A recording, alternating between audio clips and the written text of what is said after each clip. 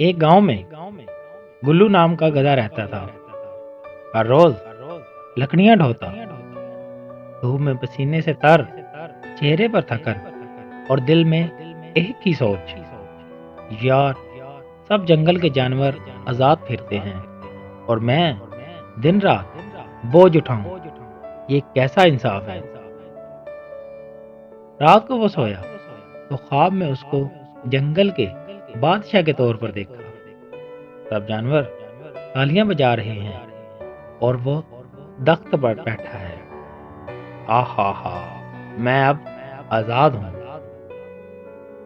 صبح مالک سویا ہوا تھا۔ گلو نے آہستہ سے کمر سیدھی کی اور کہا، بس آج سے میں لکڑیاں نہ بوجھ کچھ بھی نہیں اٹھاؤں گا، آج سے میں آزاد ہوں۔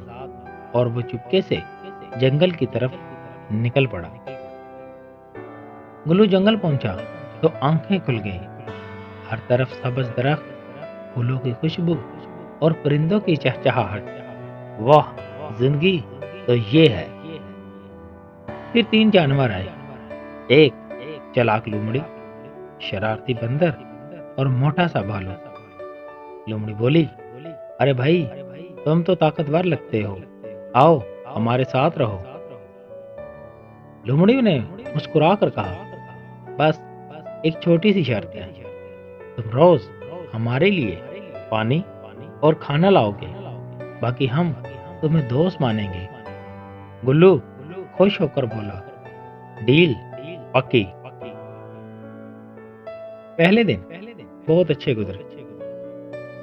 گلو سب کے لیے کام کرتا، سب ہنستے کھیلتے۔ گلو سوچتا، کتنے اچھے دوست ہیں میرے۔ پھر آہستہ آہستہ سب نے حد پار کر دی۔ بندر، میرے لیے آم لے کے آؤ۔ لومڑی بولی، میرے بال سنوار دو۔